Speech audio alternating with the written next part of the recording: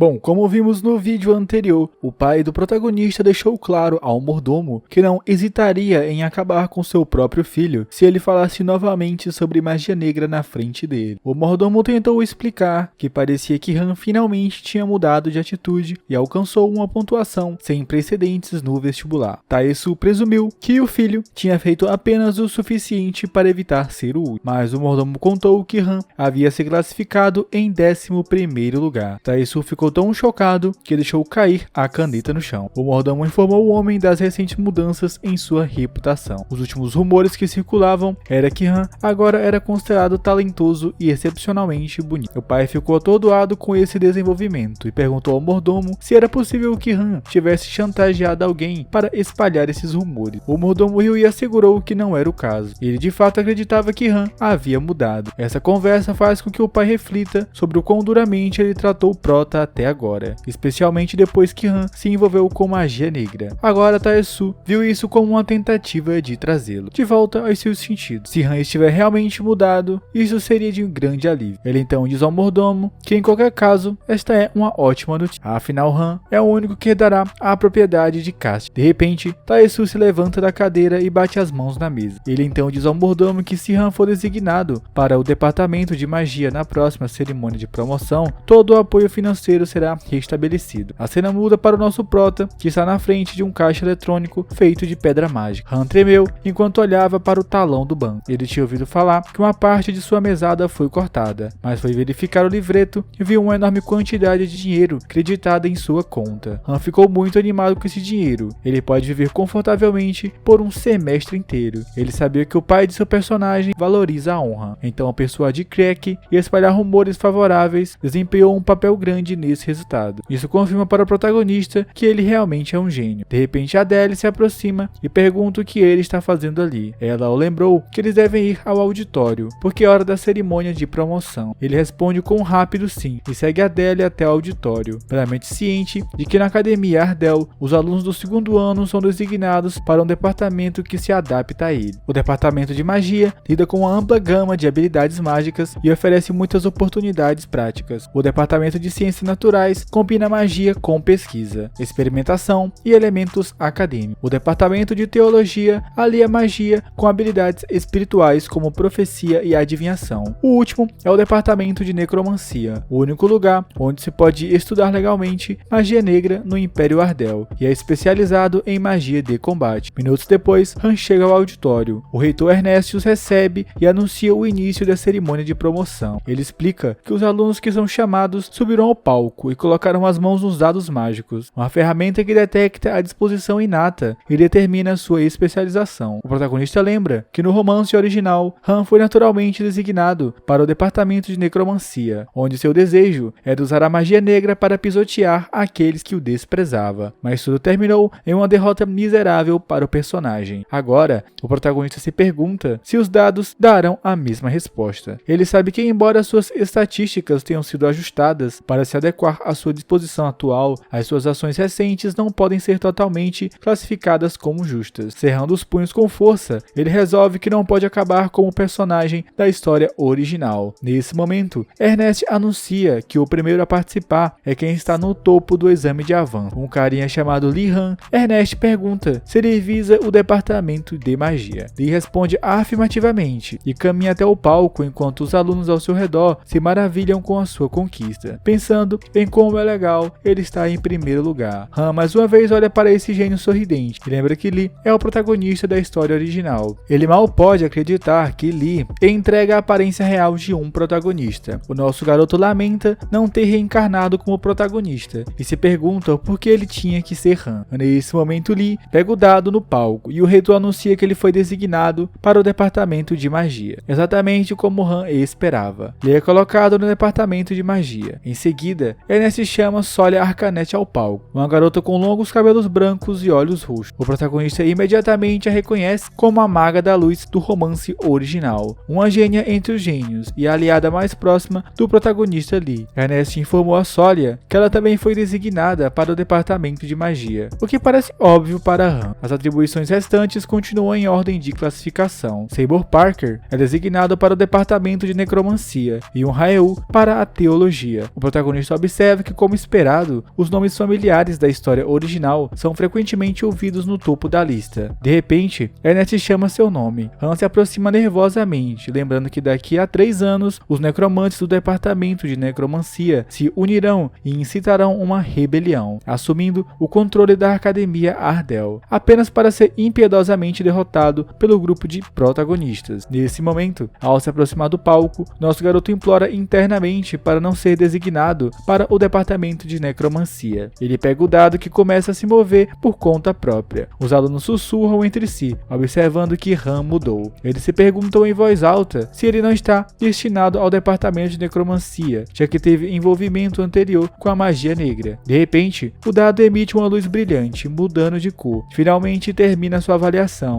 e Ernest vê o resultado. O reitor fica surpreso e anuncia que Han foi designado para o departamento de magia. Uma onda de alívio e alegria toma conta do prota. Após a cerimônia, ele percebe que todos estão sussurrando e olhando para ele. Metade dos alunos estão curiosos, se perguntando como ele acabou no departamento de magia, enquanto a outra metade daqueles que se envolveram com magia negra olham para ele questionando por que ele não foi colocado no departamento de necromancia. Adele se aproxima e o parabeniza, mencionando que agora eles vão se ver no departamento de magia. Como esperado, Adele também foi designada para o departamento de magia. O protagonista perguntou se ela esperava que ele fosse colocado lá também, e ela timidamente admite que sim, deixando nosso garoto atordoado de surpresa. Adele pergunta se isso era um problema. Ele timidamente responde que não, e diz brincando para apenas se certificar de usar o pisca-pisca quando entrar no departamento. Adele ri e brinca com ele, dizendo que se ele tivesse acabado no departamento de necromancia, eles teriam lutado todos os dias, e ele teria perdido todas as vezes. Ela acrescenta que não gostaria de espancá-lo diariamente. O protagonista ri, enquanto fala que entende seu raciocínio. De repente, alguém aparece ao lado deles e chama Han. Ele se vira para ver quem é, e fica chocado ao descobrir que é o protagonista Lee o cumprimentando. Lee observa que parece que ambos foram designados para o departamento de magia. Nosso garoto ainda está paralisado, se perguntando por que Lee está falando com ele, mas ele se concentra e sorri de volta para Lee, tentando esconder a sua surpresa. Lee então pergunta se ele sempre se interessou pelo departamento de magia. O garoto acha isso surpreendente. Ele estende a mão dizendo que está ansioso para trabalhar com Han. Nosso garoto hesita, sentindo-se desconfortável, mas eventualmente aperta sua mão e responde que também está ansioso para trabalhar com Lee. Em uma voz baixa, o protagonista da história original menciona que ouviu Han falando que estava preso em uma masmorra logo antes do exame prático. Essa revelação o assusta, mas ele continua observando o que ele acha intrigante. Afinal, um estudante comum não teria sobrevivido àquela masmorra. Ele então pergunta que tipo de magia Han usou para escapar. O protagonista fica chocado com as palavras de Lee, porque os professores tinham decidido manter esse incidente em segredo. Então ele se pergunta como Lee poderia saber sobre isso. Han está bem ciente de que Lee é incrivelmente meticuloso, a ponto de ser difícil lê-lo. Ele também tem a personalidade afiada típica de um protagonista de romance. Em outras palavras, o protagonista sabe que Lee acredita que qualquer força maligna deve ser erradicada. Isso o deixa um pouco preocupado. Han se questiona se Lee já poderia suspeitar que ele é um mago das trevas e que precisa ser eliminado. A cena muda para alguns depois. Han está olhando para o quadro do dormitório e recolhendo seus pertences, pois um novo dormitório foi construído. O protagonista chega ao novo dormitório e percebe que o interior está quase no nível de um hotel 5 estrelas. Ele olha em volta para encontrar o seu quarto e eventualmente localiza a sala 203 no prédio. Quando abre a porta de seu quarto, um homem lá dentro fica chocado e grita o nome de Han Sirra. Han calmamente responde que é realmente o nome dele e pergunta do porquê ele estava gritando. O homem explica que é porque agora ele é colega de quarto da super estrela da cerimônia de promoção, o famoso estudante do segundo ano que fez crer que o outro membro da realeza chorar. O protagonista finalmente percebe do que o homem está falando e se lembra do último incidente. Após a cerimônia de promoção, Edwin começou a brigar, perguntando por que um membro da realeza, como ele, estava na necromancia, enquanto Han estava na magia. O protagonista resolveu dar um susto no garoto, para ver se ele calava a boca. Então sussurrou para Edwin que sabia algo muito interessante. Acontece, Edwin, que ele continuava se gabando de ser da realeza, mas Han sabia que ele não tinha linhagem real. Então perguntou a Edwin se ele estava certo. Essa afirmação assustou Edwin. O protagonista simplesmente aconselhou que se ele estivesse envergonhado por ser descoberto, seria melhor ficar quieto e parar de ser tão barulhento. Edwin começou a chorar, deixando escapar que não conseguia entrar no departamento de magia, porque algo estava errado com ele e que ele era indigno. O protagonista ficou chocado e gritou, perguntando do porquê Edwin Edwin estava chorando. A situação piorou quando os outros alunos os viram e começaram a fofoca, perguntando se Han realmente havia feito a realeza chorar com apenas um comentário. Nosso garoto pensou que Edwin era um inútil e percebeu que seu plano de ser aluno modelo e se formar com segurança na academia provavelmente foi arruinado. Com um suspiro, ele se perguntou se as coisas realmente ficariam bem. A cena volta ao presente e seu colega de quarto percebe que não se apresentou. Ele era Won e também foi designado para o departamento de magia. O protagonista responde que é bom conhecê-lo. Won brinca dizendo que, ao contrário, o protagonista provavelmente nunca ouviu falar dele antes. Mas Han diz a si mesmo que o Won está errado, pois ele sabe o seu nome. No romance original, o aliado mais confiável do protagonista ali é exatamente o Won. Ele possui um julgamento aguçado e é um informante bem conectado. Han sente que está cercado por personagens principais que desempenharam um papel importante na queda do seu personagem. Nesse momento, Won sugere que eles façam um tour pelos dormitórios assim que Han terminar de desfazer as suas malas, mencionando animadamente que ele tem um mapa guia. Ele acrescenta que explorar juntos seria bem mais divertido. O protagonista concorda, pensando que não vai doer se familiarizar com o local. Um pouco mais tarde, eles chegam ao refeitório no dormitório. Won menciona que os alunos da classe alta dizem que é melhor comer fora do que jantar lá. Han curiosamente pergunta do porquê. Won explica que a nutricionista do refeitório gosta de experimentar o cardápio para que ninguém saiba o que será servido no dia. E parece que o jantar de hoje seria salada de perna dianteira. Han fica horrorizado e pergunta se isso é seguro para os alunos comerem. Won ri e depois os leva para o campo de treinamento de magia ao ar livre, explicando que é um lugar onde os alunos podem praticar magia livremente. No entanto, ele avisa que se alguém passar descuidadamente, pode ser atingido por magia perdida e acabar na enfermaria. Pelo menos um aluno acaba lá a cada semestre. Han balança a cabeça comentando que parece responsável não ter uma barreira mágica no lugar. Won sorri e diz que é uma boa ideia. Ele comenta que os rumores sobre Han ficar mais inteligente devem ser verdadeiros. O protagonista apenas sugere que eles evitem completamente o campo de treinamento. Han acredita que mesmo que Won muitas vezes faça alguns comentários inúteis, ele ainda pode pegar muitas informações úteis dele. O nosso garoto confirma para si mesmo que Won é realmente muito útil. Depois de um tempo, o protagonista sugere que eles voltem para o quarto, e o cara concorda dizendo que já viu o suficiente. Mas então, uma névoa escura aparece no céu. Won percebe e se pergunta em voz alta se vai chover. O céu está ficando mais escuro. Han olha para cima e se assusta, reconhecendo que não é apenas uma nuvem de tempestade. De repente, uma chuva forte começa a cair. Won observa que algo parece estranho e sugere que eles corram para o prédio principal para informar um professor. Mas Han agarra seu braço e avisa que é perigoso. O cara olha para ele confuso, mas Han se lembra muito bem dessa cena no romance original. A atmosfera misteriosa e o gramado ficando encharcado de preto, ele percebe que não é uma chuva comum. Com certeza, está misturada com veneno mortal. De repente, eles ouvem os alunos gritando para que todos entrem, pois estarão seguros se ficarem no prédio. Han sabe que o verdadeiro problema não é a poluição. A verdadeira ameaça é muito mais perigosa. Nesse momento, eles ouvem alguém gritando freneticamente que os alunos desapareçam. Outro aluno tenta acalmar a pessoa em pânico e pergunta quem exatamente está faltando. A resposta é assustadora. Adele, do departamento de magia, e Solia desapareceram sem deixar nenhum vestígio. Apesar do caos ao seu redor, o protagonista permanece calmo, reconhecendo que é o início do segundo episódio principal, o incidente do sequestro no dormitório. O sistema logo exibe uma missão sobre o incidente do sequestro no dormitório. A tarefa é encontrar os alunos desaparecidos. O limite de tempo é desconhecido, assim como a recompensa e a penalidade por falha. Enquanto isso, as garotas sequestradas estão numa floresta, dentro de uma árvore enorme. Ambas estão amarradas firmemente por uma videira. Adele luta contra as restrições, enquanto Solia, mais composta, diz a ela para não desperdiçar a sua energia, explicando que as vinhas não parecem que vão sair facilmente. Adele pergunta do porquê Solia não mencionou isso antes. Solia responde calmamente que está tentando encontrar um ponto fraco, mas ainda não pensou em nenhuma solução clara. Adele, agora um pouco mais calma, acena com a cabeça em compreensão. Ela se pergunta em voz alta por que a pessoa de túnica preta as trancou dentro desta árvore gigante e foi embora. Adele reflete que não ofendeu ninguém a ponto de quererem fazer algum mal para ela. Ela não acha que fez algo importante o suficiente para ser um alvo significativo. Ao contrário de Solia, ela é apenas uma plebeia sem família ou apoio poderoso, o que a faz questionar do porquê ela foi alvo. Um pequeno sorriso cruza seu rosto quando ela se lembra de estar presa na masmorra aérea e se pergunta o que Han teria dito nessa situação. Mas então ela sai questionando furiosamente o porquê ela está pensando em Han, alguém que nem perceberia a terrível situação em que ela está, e provavelmente estaria dormindo profundamente no seu dormitório. Sawyer percebe a mudança repentina de comportamento de Adele e olha para ela com então gentilmente a lembra de não desperdiçar as suas forças. Sawyer menciona que ela tem uma teoria sobre a sua situação. A árvore que estão presas parece ser vulnerável. A atenção de Adele se aguça quando ela percebe que a névoa negra que estava cobrindo o céu foi a última coisa que elas viram antes de serem abduzidas. Sawyer explica que a névoa negra é uma nuvem densa artificial projetada para bloquear a luz solar. Normalmente, os espaços são projetados em nuvens artificiais para receber luz solar, a menos que haja um motivo específico para não fazê-lo. Neste caso, a luz do sol está completamente bloqueada. Adele pergunta a Sawyer se ela está presumindo que a árvore é fraca à luz. Enquanto isso, a garota também pensa do porquê a luz do sol está sendo perfeitamente bloqueada. Então ela diz a Sawyer que não esperava menos da segunda aluna mais bem classificada de toda a escola. Sawyer decide agir. Ela explica que a magia que atacaram elas e os outros alunos com chuva tóxica é definitivamente magia negra, e o melhor contra-ataque a essa magia negra é a magia de luz. Como seu feitiço de purificação da terra, Adele concorda, dizendo que apenas que vai deixar isso para ela. A purificação da terra ainda está no nível de segunda classe e pode funcionar em um espaço tão pequeno e confinado. Nesse momento, Sawyer fecha os olhos e expira profundamente para relaxar. Ela começa a cantar palavras sobre a paz, bem-estar e bênçãos da terra, enquanto comanda a luz mágica. A energia começa a irradiar de seu corpo, fazendo com que as vinhas ao redor dela brotem folhas verdes saudáveis. Adele fica surpresa com a quantidade de luz vinda de Sawyer e começa a acreditar que pode realmente funcionar, mas ela não percebe a magia negra se reunindo atrás dela. De repente, a energia escura corre em direção a Sawyer, ordenando que pare em sua tolice. Sawyer se vira em choque e tenta liberar toda a sua magia de luz para se defender, mas não é o suficiente. A magia negra a oprime com força e corta sua luz. A árvore então provoca Sawyer, perguntando se ela realmente acha que seus esforços funcionarão. Em seguida, diz a ela que não importa quanto potencial ela possa ter, trazer apenas alguns alunos verdes do segundo ano não será suficiente. Sawyer começa a sentir sua respiração se contrair, quando a névoa negra começa a se filtrar. Sua mente corrompe seus pensamentos, como se alguém estivesse distorcido. A voz da árvore se torna mais sedutora, pois oferece uma proposta prometendo restaurar sua casa caída. Essa revelação choca Sawyer, que ouve incrédula enquanto a árvore continua falando. Isso a lembra do quanto ela sofreu ao entrar na academia depois de perder tudo. A árvore diz a ela que tem o poder de reanimá-la facilmente. Sob a influência da hipnose, Sawyer começa a lembrar de sua casa, mas então a voz de Adele corta o seu trânsito. Adele grita com Sawyer perguntando se ela enlouqueceu, e a lembrando de que a vida também não tem sido fácil para ela. A garota então vira sua fúria em direção à árvore e zombeteiramente o chama de um pequeno pedaço de madeira. Em seguida, o desafia a tentar mexer com ela. A árvore reconhece que Adele não lançou diretamente nenhuma magia mental, mas sua capacidade de sair da hipnose mostra que ela possui um talento excepcional. Então, ele oferece fazer uma proposta para Adele também. Adele rapidamente percebe que se a árvore mudar o seu foco para ela, Sawyer poderá recuperar o seu sentido. Ela também deduz que essa magia é de natureza mental, que reflete os desejos mais profundos do seu oponente. A garota acredita que pode superar se puder aguentar com pura força de vontade. Nesse momento, a árvore entra na mente de Adele, procurando por seus desejos, mas Adele interrompe gritando que agora é hora de acabar e que ela não tem interesse em ouvir propostas de uma casca de árvore murcha. A garota pensa que pode ganhar algum tempo e dessa forma elas serão capazes de contra-atacar com magia. Adele provoca a árvore sugerindo que ela deve ter um corpo real, isso em algum lugar, e dizendo para não se esconder atrás do tronco da árvore. Ela começa a provocar, mandando a pessoa se revelar. De repente, a árvore ruge perguntando o que Adele acabou de dizer e libera uma névoa escura para atacá-la, gritando que sua forma atual é mais do que o suficiente para lidar com ela. Adele fecha os olhos, sabendo que não pode evitar o ataque, e silenciosamente implora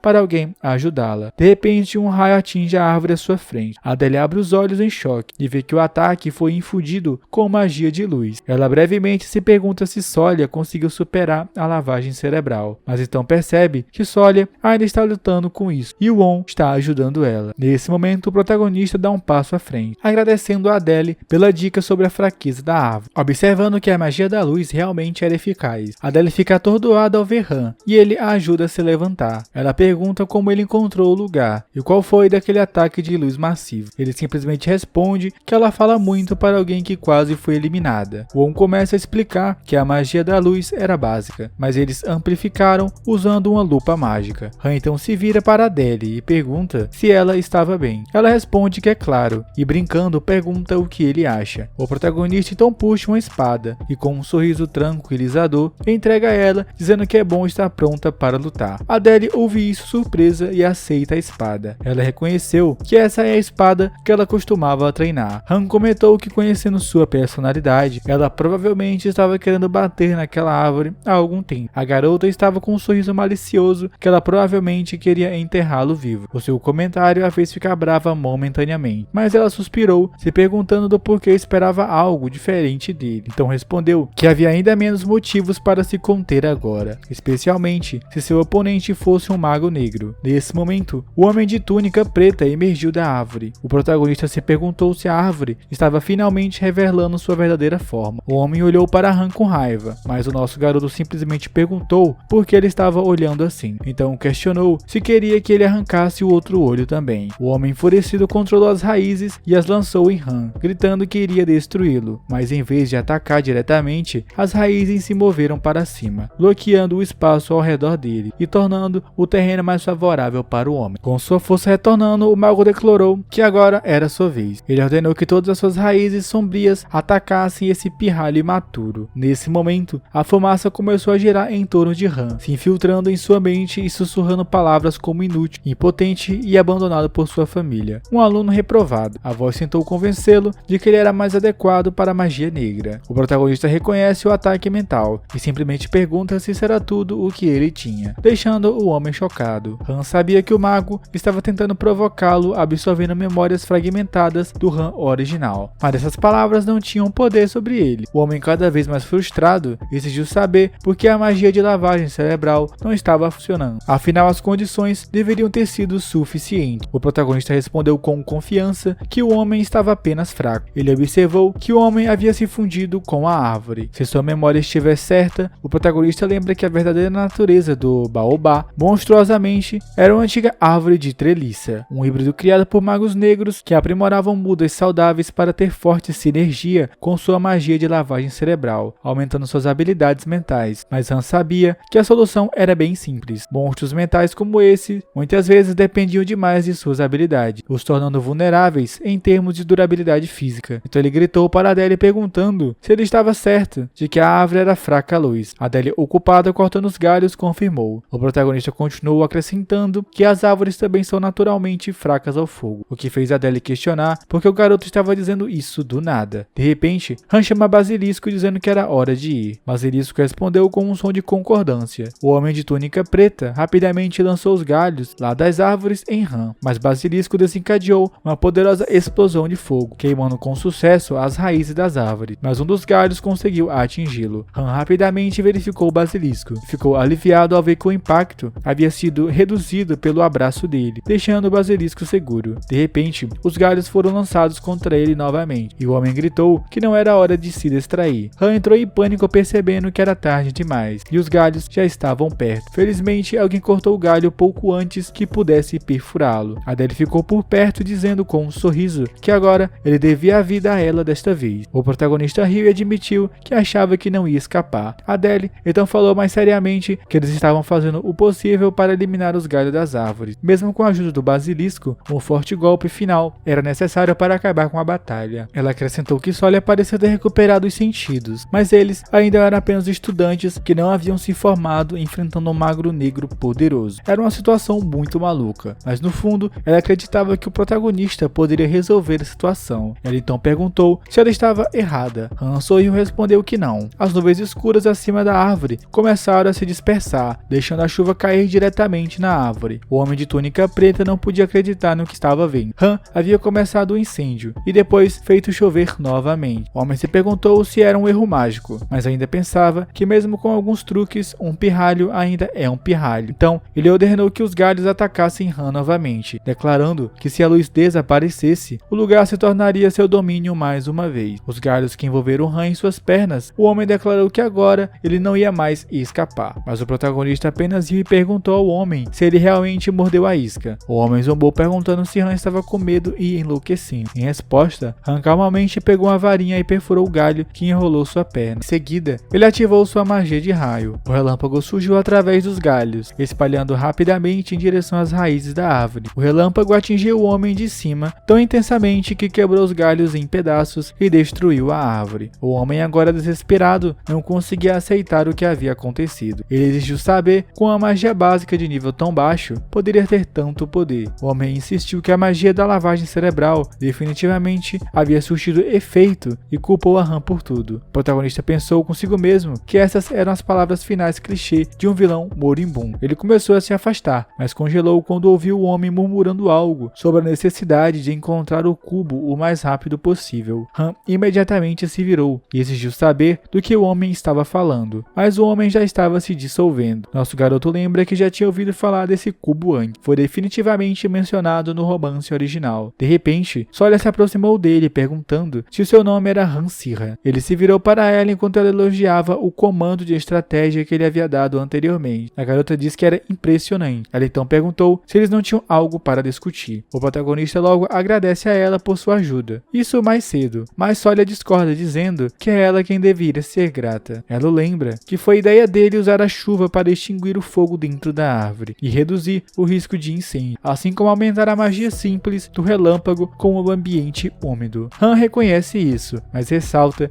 que se ela não tivesse lançado a magia de defesa da luz sobre ele no momento certo, ele teria sido frito pela eletricidade. Sawyer responde que ela fez isso porque ele deu os comandos de defesa também. O protagonista percebe que saber usar magia antiga em tão pouco tempo e operar a magia da luz é algo de gênia. Nesse momento, Sawyer começa a ver Han sob uma nova luz, impressionada com seu pensamento estratégico. Han então pergunta se eles têm alguma ideia do porquê o Mago Negro sequestrou aquelas duas. Adele responde que, com base em sua discussão, parece que o plano era fazer lavagem cerebral nelas e usá-las como lacaio. Essa revelação faz com que o protagonista perceba todo o esquema dos magos negros: sequestrar duas melhores alunas da Academia Ardell e fazer lavagem cerebral para se tornarem peões. Na verdade, é um plano formidável. Ele reflete que se os magos negros fossem habilidosos o suficiente para tentar fazer lavagem cerebral em Sawyer, é claro que ele não teria sido capaz de derrotá-lo, pelo menos não com magia básica. Basilisco olha para ele com preocupação, mas Han garante a criatura que está perfeitamente bem. No entanto, Basilisco continua a agir de forma triste, levando Han a perguntar o porquê está sendo tão dramático. Adélio repreende, apontando que Basilisco está preocupado com ele, e Won acrescenta que às vezes Han pode ser realmente sem noção. Nosso garoto fica surpreso com a preocupação e percebe que é assim que se sente ao alcançar algo juntos com uma equipe. Enquanto eles o cercam, ele experimenta uma sensação de camaradagem que nunca sentiu antes, um sentimento que é novo e desconhecido para ele. Adele então exige sua parcela de elogios, lembrando que ela lascou muitos dos galhos das árvores. Won gagueja dizendo que também protegeu Sawyer até que ela acordasse. Por isso Han sorri e elogia todos eles. Um momento depois, todos caminhavam por um pântano sujo. Won reclama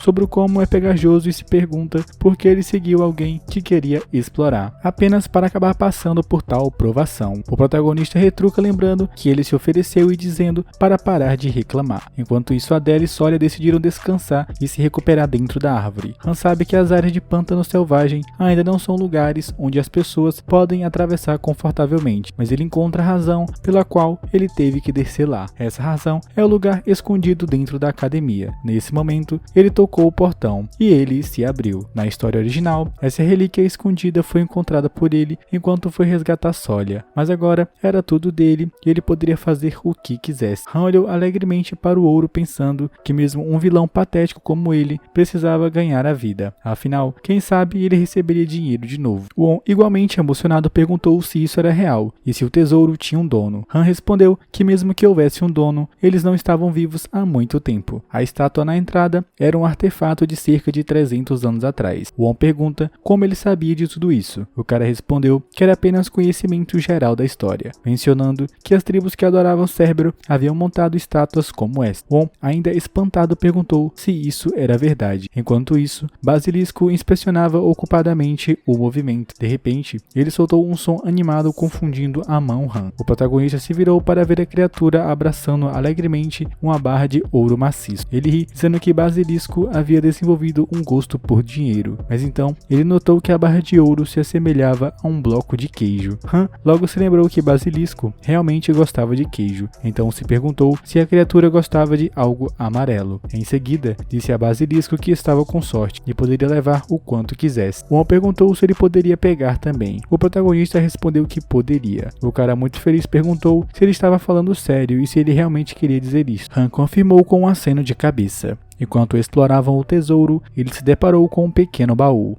Han se lembrava que no mundo desolado em que viviam, onde a mera sobrevivência era mais importante do que o luxo, eles precisavam de energia para sobreviver adequadamente. Então fazia sentido priorizar itens que pudessem aumentar o seu poder sobre ouro e tesouros. Ele abriu o baú sabendo que continha o que Han original havia obtido depois de derrotar o Mago Negro. Nosso garoto se inclinou para mais perto, curioso sobre o item esfarrapado lá dentro. Parecia ser um livro de feitiço. Os olhos de Wong se arregalaram em choque quando percebeu que era um livro básico de magia negra. Ele gritou para Han colocá-lo no chão imediatamente, temendo que pudesse ser amaldiçoado. O cara perguntou nervosamente se Han ainda não conseguia deixar de lado seu interesse por magia negra. O protagonista o tranquilizou sobre isso. De repente, ele abriu o livro, que começou a flutuar na frente dele, liberando uma luz brilhante. Han sabia que o livro se adaptava com base nas preferências do usuário e estava sincronizando com um livro de feitiços mágicos básicos. Quando o livro pousou em suas mãos, ele disse a Wong para ler o título novamente. Wong, ainda cauteloso, olhou para a capa e leu que era de fato um livro de feitiços mágicos básicos. O protagonista explicou que o livro de feitiços parecia mudar com base nas preferências do usuário. Se originalmente o Mago Negro havia colocado lá ou não, era incrivelmente útil se contivesse toda a magia básica. Ele sorriu para si mesmo, percebendo que havia tirado a sorte grande. Este não era um livro de feitiços qualquer, era de alto nível que recomendava a magia mais necessária com base nas necessidades do usuário e permitia que o usuário aprendesse todos os feitiços contidos de uma só vez. Isso como um pergaminho. Em outras palavras, é uma oportunidade para o protagonista adquirir toda a magia básica que os alunos da academia passaram o ano passado inteiro suando. E estudar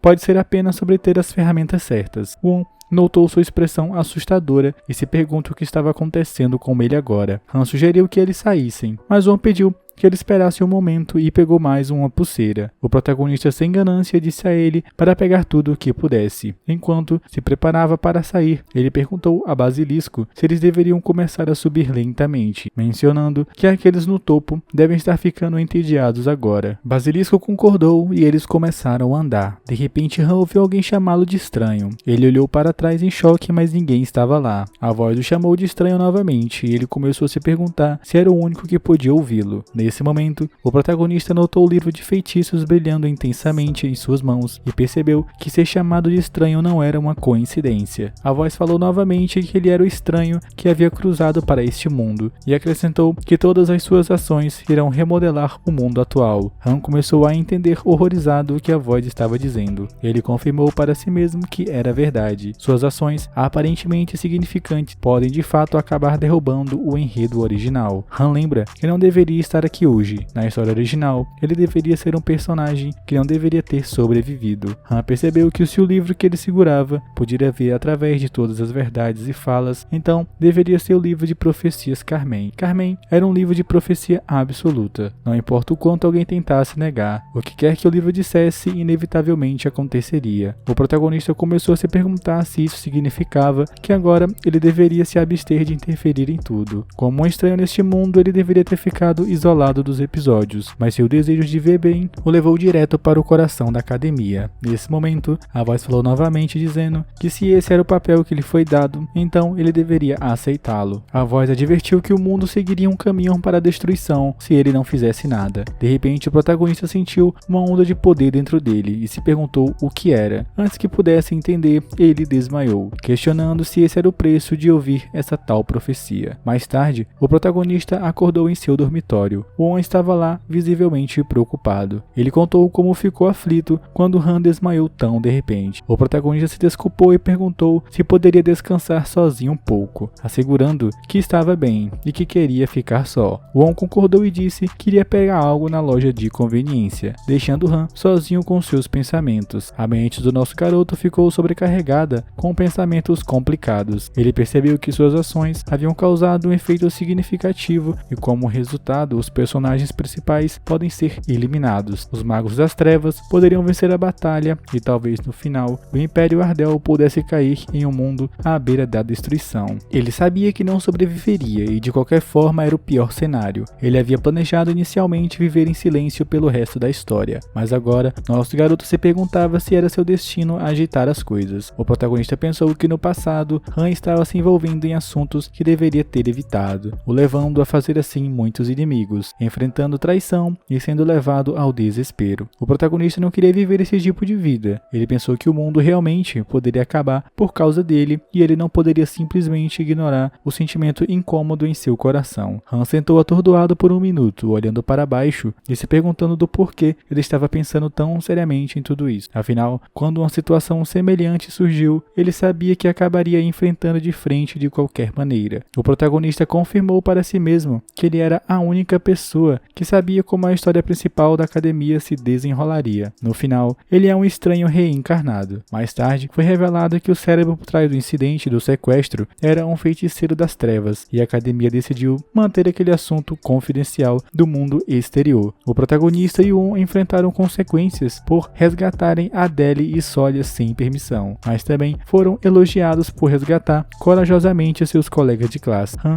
não pôde deixar de se perguntar se no final isso apenas levaria a um trabalho mais ocupado, e pensou que seria melhor se eles fossem simplesmente pagos por seus esforços. Sua irritação atingiu o pico quando soube que sua primeira tarefa para a aula prática de magia seria um projeto em grupo. Han não podia acreditar que já estava sendo designado para um projeto de grupo no dia seguinte à liberação da enfermaria. O projeto de grupo parecia um motorista de ônibus lidando com um passageiro esquivo de tarifas. Ele sabia que esta era uma experiência da vida real e queria mostrar o quanto os projetos de grupo eram mais infernais em comparação com a caça a monstros. Mas esses projetos eram uma parte importante da aula prática mágica da academia. O protagonista se perguntou se a tarefa envolvia retornar com itens encontrados em cada masmorra e pensou sobre como explorar masmorras de dificuldade mais alta para poder ganhar pontos extras. No entanto, também há um risco significativo de receber 0 se não concluir a tarefa dentro do curto período de tempo. O professor Grint então disse à turma que esperava um excelente trabalho em equipe. Para a surpresa de todos, ele anunciou que a formação do grupo dependeria inteiramente deles. Isso chocou todos os alunos. O professor deu 10 minutos para selecionar os membros lá do grupo. Enquanto isso, o protagonista ficou sentado bocejando. Ele esperava que algum membro da equipe com bom senso viesse e cuidasse de tudo. De repente, alguém se aproximou e o cumprimentou. Han abriu os seus olhos e viu-lhe parado na frente dele, perguntando se ele gostaria de estar no mesmo grupo. O protagonista olhou confuso com a oferta inesperada. Os outros alunos começaram a sussurrar imaginando o porquê Lee queria ficar no grupo de Han. Nosso garoto também não entendia e perguntou se Lee queria seriamente fazer o projeto em grupo com ele. O cara pareceu animado e esperou pela sua resposta, mas Han respondeu categoricamente que não. Lee parecia surpreso e incapaz de acreditar no que viu.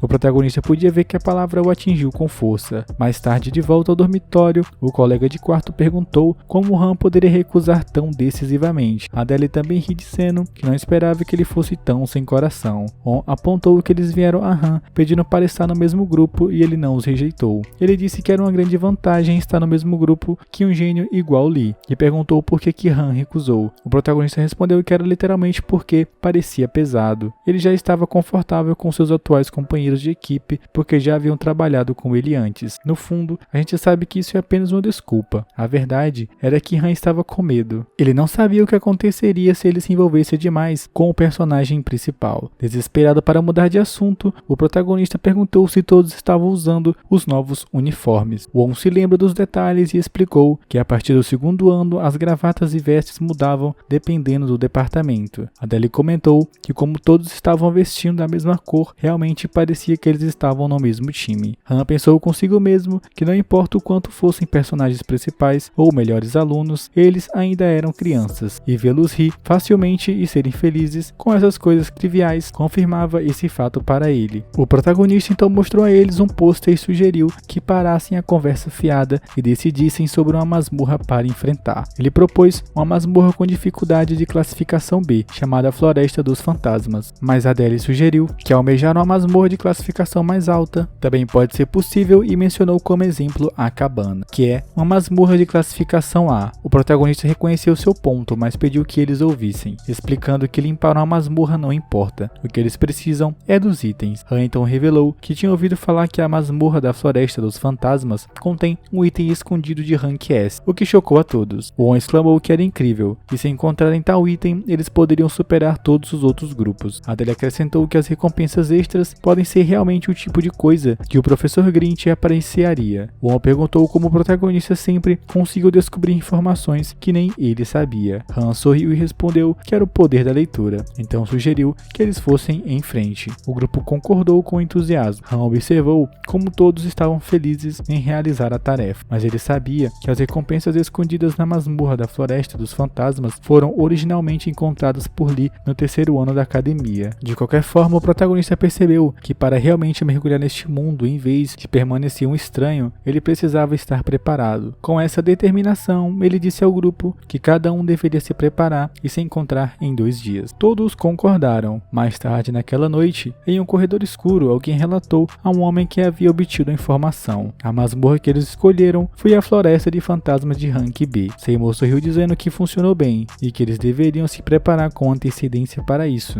2 dias depois do dia de entrar no calabouço, o protagonista e seu grupo se reuniram. A Floresta dos Fantasmas é acessada através da biblioteca da academia, ao contrário da maioria das masmorras que estavam localizadas em espaço ao ar livre perto da academia. Nesse momento, o grupo se aproximou da entrada. O protagonista mencionou que havia rumores sobre fantasmas escapando da masmorra e vagando pela biblioteca no início da manhã devido a uma barreira enfraquecida. Adele olhou em volta nervosamente, descartando isso como uma mentira e insistindo que não havia fantasmas. Mas naquele momento, uma voz a interrompeu, dizendo que era realmente verdade. Adele gritou quando viu um homem parado na frente deles. O homem rapidamente esclareceu que ele era apenas uma pessoa comum e explicou que os fantasmas eram um tipo de monstro. Então é claro que eles existiam. Han perguntou quem era o homem. Enquanto isso, Sawyer tentava acalmar Adele. Pela gravata do homem, não parecia ser um estudante de magia. O protagonista então perguntou por que ele estava lá. O homem se apresentou como Usher Barton, um estudante do 1º ano.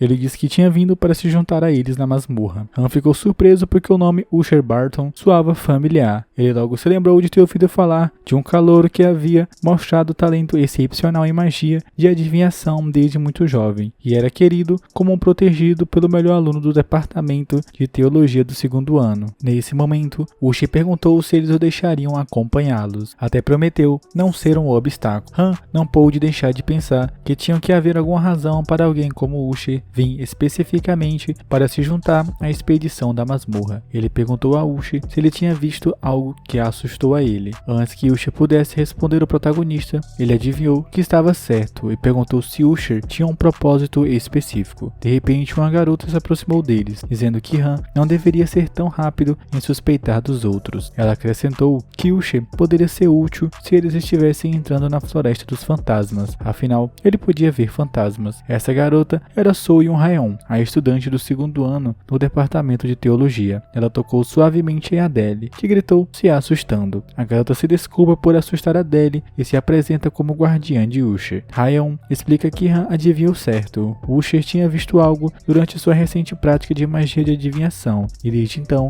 ele insistiu em seguir Han. Ela acrescentou que era a primeira vez que ele tinha visto tal reação de Usher. Geralmente ele era muito quieto, então ela obteve permissão de seu professor para acompanhá-lo com a condição de que ela agisse como a sua guardiã. Han disse que não se importava particularmente se esse fosse o caso, mas perguntou se ela estava escondendo algum esquema estranho, como ser uma espiã de outro grupo contratado para sabotar o deles. Haeon o tranquilizou, explicando que a única razão pela qual ela concordou em ser a guardiã de Usher foi por causa de Han. O cara ficou confuso e perguntou por que ela estaria interessada nele. A garota sorriu dizendo que era porque ele era completamente o tipo dela, e isso deixou Han atordoado. Ela continua dizendo a Han que no momento em que ele foi designado para o departamento de magia, os seus olhos se encontraram. Ela apenas teve um pressentimento com os seus cabelos castanhos, levemente desgrenhados, e aquele sorriso unilateral quando ele ria. Era exatamente o tipo de homem bonito dela. Ela sempre gostava da chance de ver um cara bonito de perto. O protagonista não estava se movendo. Parecia que a sua alma estava praticamente sendo colhida. Won perguntou brincando se ele não sabia que além de ser famosa no departamento de teologia, Hae-un também era conhecida como uma colecionadora de caras bonitos com notas altas. O On decidiu que eles precisavam entrar na masmorra cheia de monstros sombrios. O protagonista não podia acreditar como a sua equipe estava tratando a situação com indiferença. Ele então sugeriu que, como todos pareciam concordar, eles deveriam entrar oficialmente na masmorra. Usher pegou o livro da prateleira, explicando que a condição para liberar a barreira era remover um livro específico. Enquanto ele puxava, uma luz brilhante emanava de trás da prateleira. De repente, um portal apareceu na frente dele. Han sabia que era a entrada da masmorra, mas Basilisco não parecia muito feliz. O protagonista entendia a situação, porque a única masmorra que a criatura havia experimentado anteriormente era a prática do lodo. Ele logo disse que deveriam prosseguir, e Basilisco concordou. Um momento depois, eles estavam dentro da masmorra, já engajados em combate. Han ordenou que Adele se movesse, e ela confiantemente balançou sua espada no ar enquanto fornecia apoio. Han se afastou, percebendo que o professor Grint não estava enfatizando a importância do trabalho em equipe sem motivo. O item especial dado para entrar na masmorra era apenas um, e sem ele a equipe não seria capaz de ver os monstros do tipo fantasma. Se os membros com baixa cooperação ou aqueles excessivamente focados em pontuações individuais tivessem vindo, eles poderiam ter acabado lutando entre si antes mesmo de encontrar os monstros. Felizmente, eles decidiram com antecedência quem usaria as vendas e atribuíram as tarefas de reconhecimento a Adele, enquanto Solia, que é forte, luta contra monstros de atributos sombrios. Basilisco, com seu alto poder de fogo, assumiu o papel de causadores de danos, despachando rapidamente monstros menores. Han mirou nos fantasmas, satisfeito com seu plano bem executado. Hae-un comenta como o grupo estava lidando com tudo, sem nem mesmo dar aos estudantes de teologia uma chance. Usher respondeu que o que era ainda mais impressionante era o próprio Han. Apesar de não ter aulas de teologia ou ter itens especiais, ele conseguiu perceber os movimentos do fantasma com muita facilidade. Era como pular em um campo de batalha com os olhos vendados como um guerreiro. Usher então confirmou para si mesmo que a revelação que recebeu naquele dia foi precisa. A voz lhe disse que o estranho do departamento de magia salvaria o mundo. A imagem de Han e Basilisco brilharam diante de seus olhos, reforçando a profecia. Usher então saiu de seu pensamento, gritando que uma energia poderosa estava se aproximando da direita. O protagonista imediatamente olhou naquela direção chocado, quando uma espessa fumaça roxa começou a sair da casa à frente deles. A fumaça girava ao redor do grupo e Han sentiu um calafrio repentino.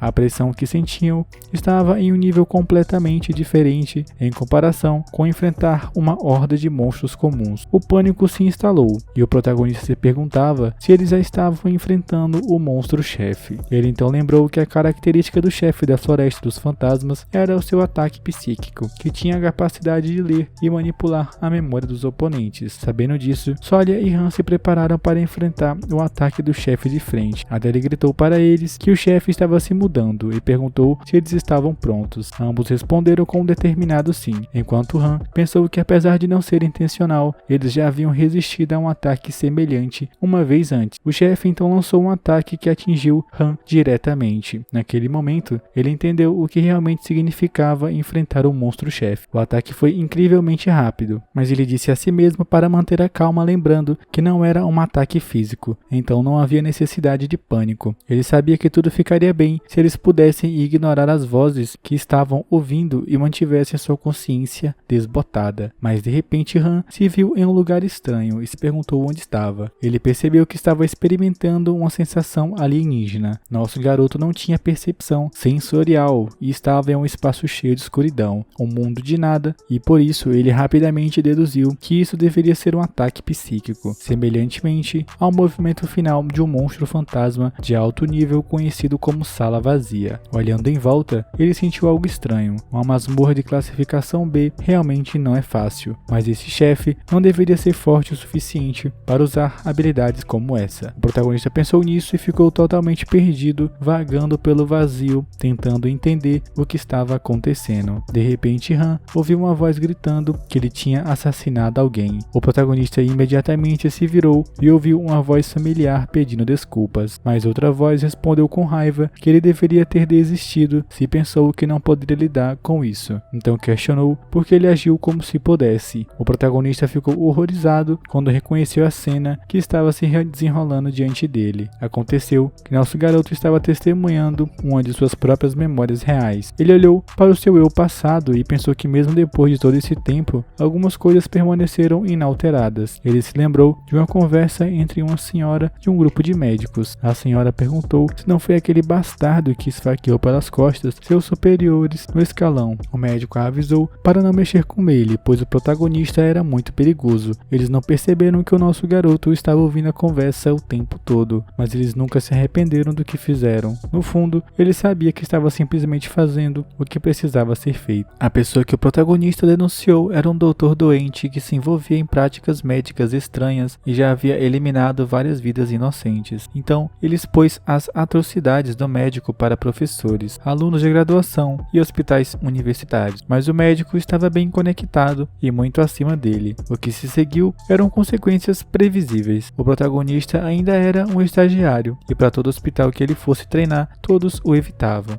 Além disso, ele foi rotulado como um denunciante. Apesar de ser reconhecido como um gênio, tudo que ele recebeu em troca foram críticas e insultos por arruinar o caminho de um veterano que era reverenciado pela elite. Isso continuou até que um dia, durante um momento particularmente difícil, um colega de trabalho perguntou o que havia de errado. Han estava tremendo. O colega o lembrou que precisavam ir para a sala de cirurgia, mas tudo o que Han pôde fazer foi observar que suas mãos tremiam incontrolavelmente. Ele era incapaz de parar o tremor, não importa o quanto tentasse. Quando o chefe do hospital soube disso, ele questionou furiosamente se eles tinham um veterinário com tremores realizando cirurgias. O homem gritou que ele não deveria mais ter permissão para entrar na sala de cirurgia. Mais tarde, Han foi ver um psiquiatra. O psiquiatra explicou que parecia que as suas emoções reprimidas estavam manifestando tremores nas mãos sempre que ele entrava na sala de cirurgia. Han só podia responder que adivinhava que era esse o caso. O psiquiatra também mencionou que esse problema não poderia ser resolvido imediatamente, já que exigiria monitoramento contínuo. O protagonista se perguntou como ele teria acabado assim. Essa foi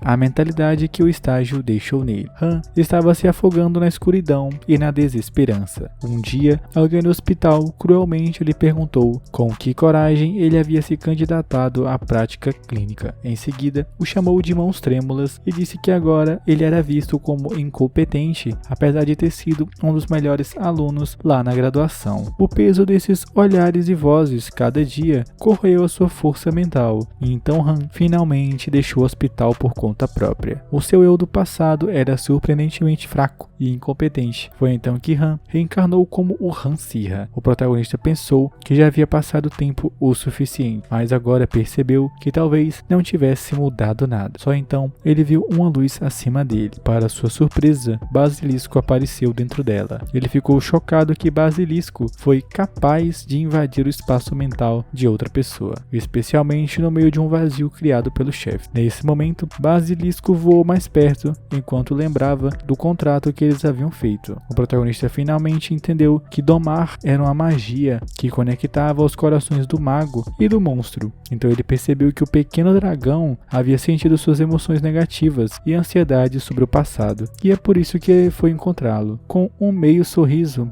o protagonista perguntou a Basilisco que tipo de dragão era tão emocional assim, mas em vez de responder, Basilisco simplesmente o abraçou. Han entendeu agora que a escolha que ele fez naquela época não foi apenas porque ele não gostava de seu superior que agia como um figurão, era porque ele não podia ignorar o seu escasso senso de justiça, a necessidade de salvar a vida de animais feridos e uma recusa em perder para a corrupção. Nosso garoto ficou grato pela presença de Basilisco e disse que eles deveriam sair desse vazio. Em seguida, agradeceu por ajudá-lo a recuperar os sentidos. De repente, Basilisco apontou repetidamente para o lado, chamando a atenção de Han. Ele perguntou se havia algo ali e olhou na direção. Para a surpresa de Han, ele viu um coração flutuando na escuridão. O garoto imediatamente se perguntou se era um item escondido e como isso estava dentro do monstro. Eram coisas que eram invisíveis de fora. No entanto, agora podiam ser vistas. De acordo com sua memória, esse deve ser o item oculto conhecido como Lanterna Fantasma, o núcleo do chefe e seu coração. Nesse momento, o protagonista reúne poder na palma da mão. Ele sabia que, se pudesse extrair o coração, eles poderiam derrotar o chefe. Então ele gritou para Basilisco, pedindo que lhe emprestasse sua força novamente. 3 enormes flechas mágicas se formaram ao redor deles, e Basilisco liberou seu poder de fogo, infundindo as flechas. Han lançou todas as 3 flechas simultaneamente, e isso no coração do chefe com o fogo do Basilisco. As flechas atingiram o coração, perfurando e queimando ao mesmo tempo. O chefe soltou um aterrorizante grito de dor. A lanterna fantasma flutuou livre bem na frente da mão de Han. Ele agarrou a lanterna gritando para o chefe que a sua exibição de filme antigo, desatualizado, havia acabado. Han olhou para a lanterna fantasma, sabendo que eles haviam derrotado o chefe com sucesso. Adele correu até ele, gritando animadamente que eles finalmente haviam conseguido sair. Ela mencionou que Solia havia saído há um tempo atrás, mas como o protagonista estava dentro do monstro há tanto tempo, todos estavam preocupados. Won, igualmente preocupado, perguntou se Hansia realmente havia derrotado o chefe. Em resposta, nosso garoto gesticulou para que eles se aproximassem e mostrou a mensagem do sistema, confirmando que ele havia limpado a masmorra de Rank B. Won gritou, exclamando que isso era incrível. Solia notou a lanterna e perguntou se era o item escondido. Ela acrescentou que não podia acreditar. Won admitiu que pensou que Han estava blefando. Afinal, as chances de encontrar um item escondido em uma masmorra eram extremamente baixas. Então, ele imaginou que eles estavam apenas jogando por ser seguro naquela masmorra. O protagonista reconheceu que era uma suposição razoável. A ser feita, é claro. De repente, a expressão de Solia mudou para preocupação. Ela perguntou, preocupada, se não havia algo estranho com toda essa situação. Ela e Han acreditavam que poderiam lidar com o ataque mental do chefe da masmorra, mas não foi tão fácil. A sala vazia era um feitiço mental de alto nível, que eles não esperavam numa masmorra de grau B. Adele então se juntou à conversa, observando que agora Solia havia mencionado isso, e havia de fato muitas coisas que não se encaixavam. Ela ressaltou que mesmo o item escondido tinha um nível de poder que era dezenas ou até centenas de vezes mais forte do que o normal. O protagonista percebeu que não era apenas sua intuição. Algo estava definitivamente errado. Ele rapidamente perguntou onde estavam Usher e a Haeun. Essa pergunta fez com que o grupo de repente se lembrasse deles. Won gritou em pânico que eles estavam ali há alguns segundos. Antes que pudessem procurar, eles viram pessoas em vestes pretas emergirem das sombras. O grupo logo notou que Haeun e Usher estavam sendo mantidos em cativeiro por essas figuras. Seymour, acompanhado por sua equipe, se dirigiu presunçosamente a eles. Ele contou que se aqueles estudantes de teologia irritantes não tivessem insistido em proteger o grupo de Han, ele teria nocauteado todos silenciosamente, mas a sua interferência realmente deu nos nervos. Seymour explicou que embora Han possa parecer amigável com os alunos de magia agora, todos sabiam que esse não era o seu verdadeiro eu. O cara então emitiu um ultimato ali. Ele ordenou que o protagonista entregasse sua equipe e se juntasse a ele. A mente de Han disparou percebendo que Seymour era realmente louco.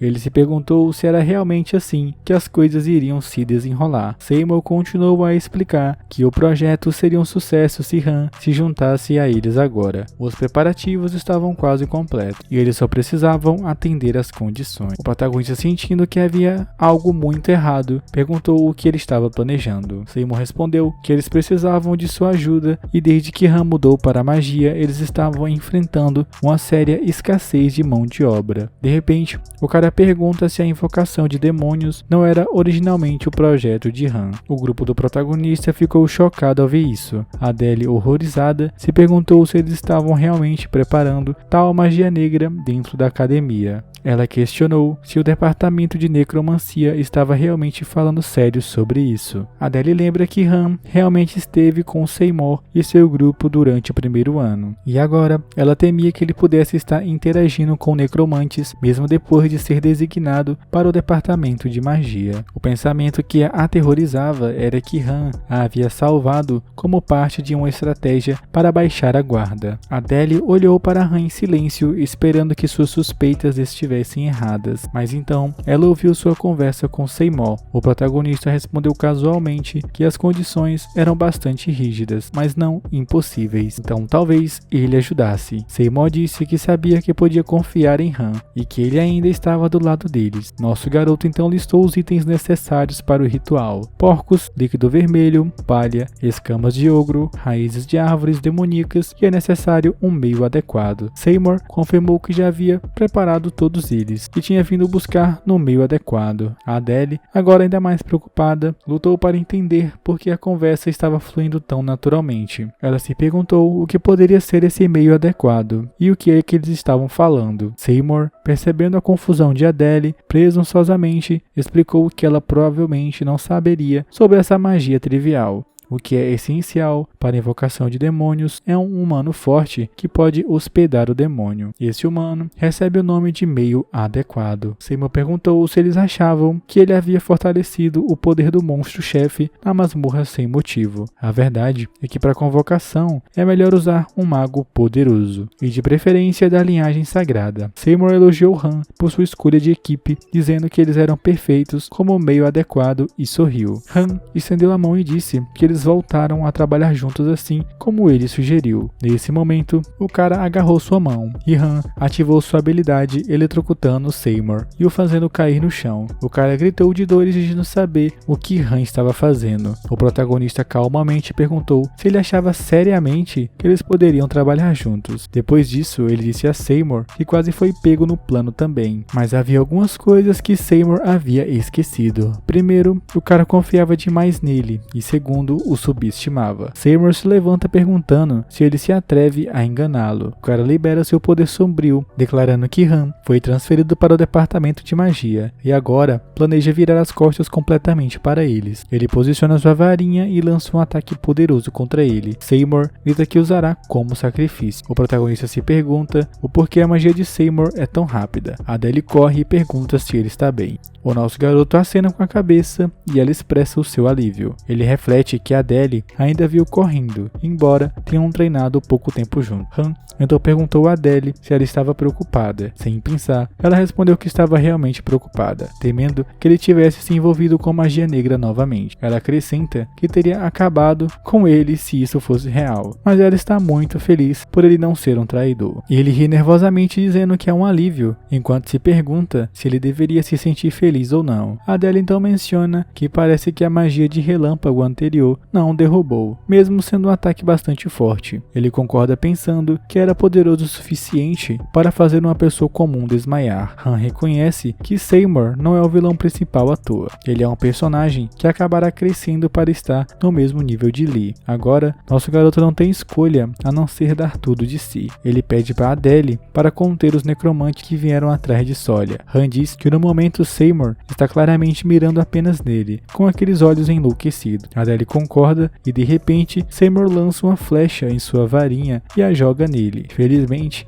o protagonista consegue criar um escudo bem a tempo e bloqueá-lo, mas o próximo ataque de Seymour é muito mais forte e o escudo racha. Ele se pergunta por que Seymour é tão poderoso. Nesse momento, Seymour lança outro ataque, perguntando se ele está pensando em outra coisa. A flecha derruba sua varinha e antes que o protagonista possa recuperá-la, ele é agarrado pelo pescoço. Seymour o avisa para parar e pensar cuidadosamente sobre sua posição, pois ele sabe muito sobre o plano deles e está se tornando mais famoso a cada dia. O cara pergunta se não seria benéfico para eles eliminá-lo logo no início. O protagonista sabe que não é fácil ir contra as leis da obra original. Ele também sabe desde o início que Seymour não é um oponente que ele possa derrotar, mas ele se pergunta se pode haver uma pequena variável como o basilisco. De repente, o basilisco ataca Seymour por trás, cuspindo fogo. O cara se vira para verificar e é atingido pelas chamas. Ele grita enquanto suas roupas pegam fogo e o solta. O protagonista Han agradece a basilisco, que agora está olhando para ele com preocupação. Ele fica surpreso quando vê a notificação. Basilisco atingiu o nível 10 e ele teve uma habilidade adquirida chamada Pico de Maia, que invoca um pilar de fogo e luz atingindo simultaneamente todas as criaturas, isso dentro de 1 metro, e certamente exceto o seu usuário. O protagonista não pode acreditar que Basilisco subiu de nível logo nessa situação. Ele grita e se empolga com o momento perfeito. Han então ordena que Basilisco ative sua habilidade de Pico de Maia. Basilisco nesse momento momento libera uma combinação de fogo e relâmpago. Won grita perguntando se ele está louco, e se Sawyer não tivesse implantado rapidamente o escudo, eles teriam sido cozidos. De repente, o protagonista cai no chão muito exausto. Ele não esperava que o feitiço fosse tão desgastante, e deixar Basilisco em fúria o deixaria muito sem controle e perigoso. Mas ele não pode lidar com o poder do Basilisco quando ele está nesse estado. De repente, Seymour emerge das chamas murmurando para si mesmo se é isso que significa se chamar de domador. Ele diz que não vai cair em truques tão superficiais. O protagonista não pode acreditar que esse cara ainda estava bem. Seymour se aproxima, apontando sua varinha para ele, quando declara que não sobreviva e morra. Ele fará questão de espancá-lo até não restar forças. Em seguida, o chama de traidor. O protagonista fica atordoado ao ver Seymour reunindo poder para acabar com ele. De repente, algo atinge o cara na cabeça e ele cai no chão inconsciente. O protagonista olha confuso para uma garota segurando a pá que usou para bater em Seymour. Ele percebe que a figura do manto deve ser uma colega estudante de necromante, mas Han não entende o porquê ela atacou Seymour se eles estão do mesmo lado. Ela então diz alegremente que está feliz por não ter chegado tarde demais e está aliviada por ter trazido a pá protetora que o seu avô fez. Nesse momento, a garota remove o capuz, revelando seu rosto e perguntando se Han estava bem. Ao ver o seu rosto, o protagonista a reconhece e se pergunta como ela veio parar ali. Logo depois disso, ele perde a consciência e desmaia. Após esse acontecimento, a situação foi rapidamente resolvida. A necromancia e o clube de magia negra foram temporariamente suspensos, enquanto o resto de seus companheiros de equipe tiveram tempo para tratamento e descanso. Como esperado, os resultados do projeto da equipe foram excelentes. Eles receberam uma pontuação perfeita de 100 em 100 e foram a única equipe a alcançar uma pontuação perfeita. Adele gritou incrédula que sua equipe era a única com esses pontos. Enquanto isso, Han estava em lágrimas sem a intenção de se destacar junto. Ele ouviu os seus colegas sussurrando sobre o item escondido que eles encontraram e elogiaram sua determinação. Depois daqueles dias agitados, Han foi na prisão subterrânea da academia. Ao se aproximar da cela, o homem lá dentro observa que ouviu que alguém estava vindo visitá-lo. Então ele saiu para dar uma olhada. Seymour vê que é o protagonista e pergunta furiosamente por que ele está lá e se ele veio vê-lo chorar na prisão. Mas Han calmamente diz a Seymour para se acalmar, assegurando que ele sairá de lá de qualquer maneira. O cara fica mais irritado, exigindo saber de que bobagem ele estava falando. O protagonista diz que Seymour é um nobre e se seu pai não ficaria de braços cruzados enquanto seu filho estava trancado na prisão. Em seguida, ele sugere que após o incidente, Seymour provavelmente será deserdado por sua família. Então talvez seu pai o deixe na prisão. O cara segura o portão da cela com força, enquanto pergunta com raiva se Han terminou de falar o que ele está fazendo lá. Seymour exige que ele chegue ao ponto rapidamente. Nesse momento, o protagonista lhe entrega um pequeno envelope e diz a ele para pegar. Seymour faz isso e pergunta o que é, mas Han simplesmente se inclina, dizendo que o seu pai virá buscá-lo. Isso e em breve, já que ele é o único filho da família e está prestes a manchar o seu nome. Ele acrescenta que a família de Seymour é conhecida por expulsar impiedosamente qualquer um que envergonhe sua honra. Seymour abre o envelope olhando para Han com raiva. O protagonista pisca para ele, pensando que Seymour ainda é apenas uma criança. Parece que o cara não tem medo de se envolver em magia negra, mas tem medo de ser renegado pela sua família. Quando Seymour viu a carta, ele ficou chocado. A carta afirmava que a organização de magia negra o estava chantageando. Claro que foi uma carta fabricada pelo nosso protagonista, mas ele incluiu os símbolos de magia negra corretamente, então deve parecer bem convincente. Seymour confirmou que parecia real, quase perfeito. O protagonista diz que com essa carta, a história do infeliz estudante de necromancia, que não teve a escolha a não ser usar invocação, teria um fim. Ele então perguntou se isso tornaria mais fácil para sua família lidar. Seymour, ainda chocado, perguntou por que o protagonista estava lhe dando a ele esta carta. Antes que Han pudesse responder, o cara perguntou onde ele a havia conseguido. Nosso garoto apenas sorriu e respondeu e quem mais poderia ser. Ele deu a entender que foi alguém na academia que se esforçou para ajudá-lo. ajudá-lo. Um momento depois, Han estava sentado com Ernest. O professor perguntou se ele havia entregado com confiança e o protagonista confirmou e agradeceu a Ernest pela ajuda. A cena muda para alguns dias atrás, depois que Han acordou. Ele foi chamado pelo professor Ernest, que lhe concedeu o prêmio. Ao contrário de antes, Ernest disse que lhe concederia tudo o que ele quisesse. Então Han pediu ao professor para ajudá-lo a libertar Seymour dessa situação. Ernest ficou momentaneamente surpreso. Afinal, Seymour era o líder da magia negra e uma figura-chave naquele incidente. Não era algo que pudesse ser resolvido apenas com uma simples ação disciplinar. Mas Ernest notou que Han deve ter visto outra coisa em Seymour. O protagonista explicou que Seymour é o tipo de pessoa que se torna mais forte quando é alimentada pela raiva. O protagonista acredita que o cara pode guardar ressentimento e seguir um caminho mais sombrio se for expulso da academia. Ele provavelmente usará seus talentos demoníacos para propósitos mais sinistros. Mas se o reitor mostrasse clemência, o clube de magia negra naturalmente se dissolveria e os talentos excepcionais de Seymour poderiam ser redirecionados em uma direção positiva. A verdade era que o protagonista estava apenas tomando precauções para o caso de Seymour querer terminar o serviço mais tarde. Ernest sorriu e comentou que parecia que Han também tinha as qualidades de um professor. Bom pessoal, essa aqui foi a parte 2. Se vocês gostarem, comenta a parte 3 aí nos comentários, beleza? Dito isso, valeu!